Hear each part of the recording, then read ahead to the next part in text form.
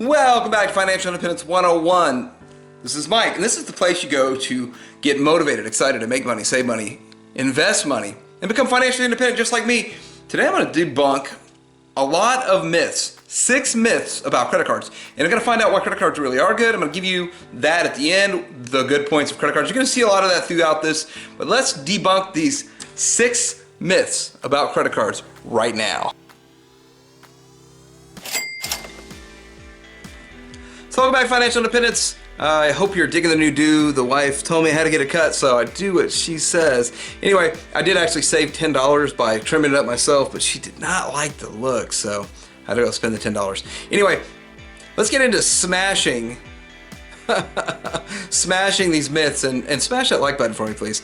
It'll help send the message out. Hey, if you get anything out of this, please leave a comment too. I want to hear what everyone says. I want to hear what everybody else's thoughts about credit is. But looking into this, number 1 myth, well, the first myth I want to talk about today is that if you have credit cards, you're going to have to pay interest fees or some sort of fees. Okay, I'm at 20 plus years of using credit cards, and I've never paid a penny of interest, 1 fee, not a late fee, not anything. No interest. I've never paid any interest on credit cards. Now, that doesn't mean that I didn't struggle in the early days, but I made sure that if I didn't have the money, I didn't buy it. And if you have a credit card in your pocket and you don't have the money, and you don't have the money in your bank to pay that, you don't buy it. It's that simple. That is the key and the rule for credit cards. Never, ever, ever, ever, ever carry over balance. But Mike, if you don't pay these fees, the credit card companies will go away. They won't make any money. Oh, wait, they do. I worked in the restaurant industry for 24 years, and I know the P&L, and on there you see credit cards, and to the tunes of most restaurants, $3,000 to $5,000 each month. They're charging a transaction fee.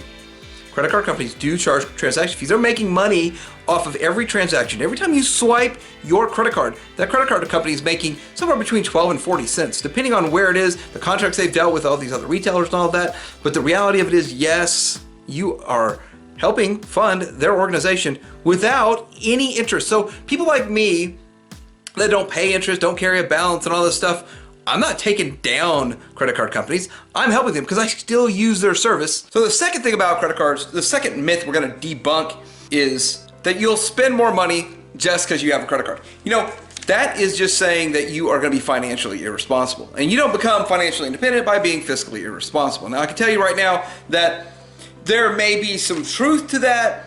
If you buy the card and you're trying to hit some sort of a goal to get your $500 in spending to get so much back, but the reality of it is I use credit cards in place of cash for spending when I'm gonna buy that stuff anyway. I'm already gonna spend that money anyway. Let's go ahead and get those cashback rewards, which is it's coming down the road. But the reality of this is if you are in that situation and you are not fiscally responsible enough, well, you definitely can't handle credit cards. You can't handle all the perks and all the advantages.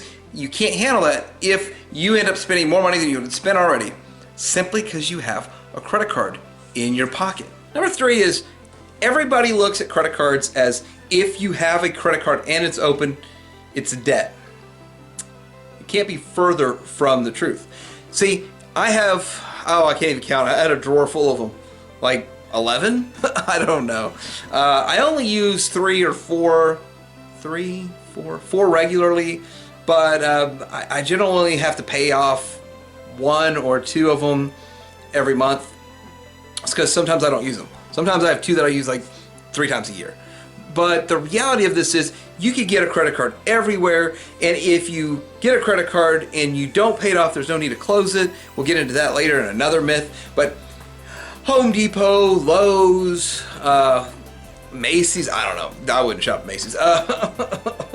Walmart, I think there's even a Sam's card, but all these different places have a card. Now, they are not financial institutions. They actually go through another financial institution. So whether it's Visa, MasterCard, or I don't know if Discover does all those, or Capital One, those places have cards. A lot of them offer perks. A lot of them offer, like Target gives you 5% off. Why not? Why not take advantage of that and get a track record of your spending? Number 4, a lot of people feel that you must carry a balance to establish your credit.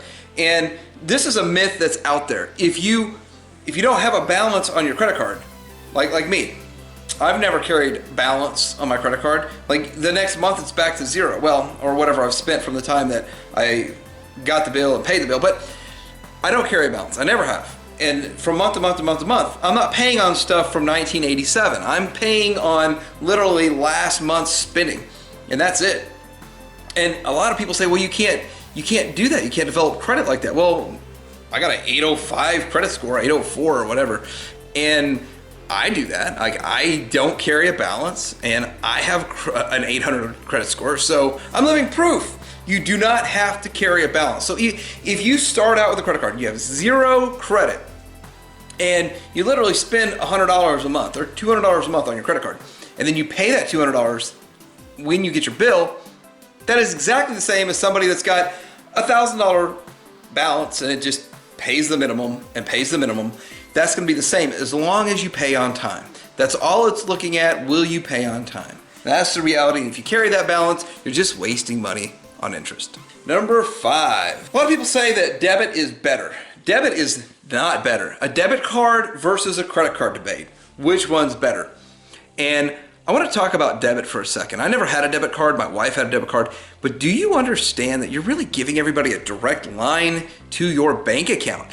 It's not like a credit card. A credit card company it's a whole other third-party entity involved in this. And then you pay them out of your bank account. So much better than saying, here is my bank account. Come take all that money out of there. If you get, let's say you get involved in identity theft. Someone steals your identity and they get a hold of your debit card information and drain your account. Now there's protections on the debit, but it may take you up to 2 months to get that money back, if you even get it back. See, that's my fear, you wouldn't get it back. But the reality of the credit card is somebody goes and has a spending spree on your credit card, you usually only have to pay $50 max, and that's it. And the credit card company will take care of the rest. Now that's depending on your credit card, and you have to look into that. So that's one of the things. I'm secured with that. I don't have to worry about that. If my credit card gets stolen, my identity gets stolen, wait, I didn't spend these charges. My wife didn't spend these charges. We'll dispute every one of them and go about our business. But I've never had to dispute one anyway. Knock on some wood around here. Number 6, people say you need to close down your credit cards when you pay them off. You can cut them up, you can burn them with a flamethrower, but you don't need to shut them down. You don't need to close them down. Leave that line of credit open, because that is part of your credit score. That line of credit, that history of credit is part of your credit score. So you're gonna kill your credit score if you close it down. So that's a myth. Don't close down your credit cards. I wouldn't, I don't.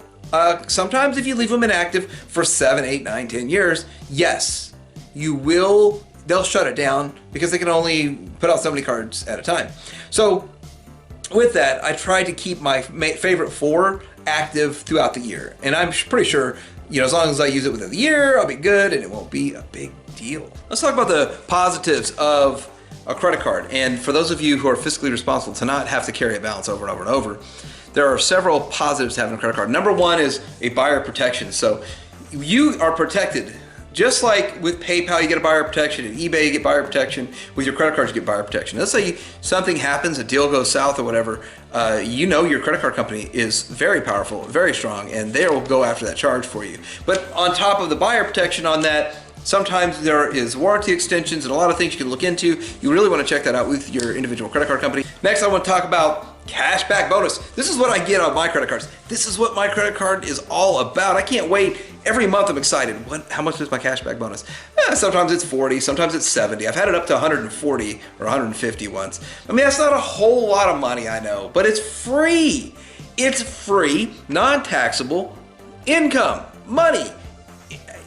I'm gonna use it to buy food and stuff I wanna buy anyway. It doesn't make sense to not take advantage of those. So if you're paying cash, you're leaving that money on the table. A lot of people are spending money up front on credit cards to get those bigger perks. No, I don't do that. So just look for the ones that are free and the ones that offer a cashback bonus. The next thing, this is the biggest one. This is what my finance professor told me, and it really blew my mind at a young age.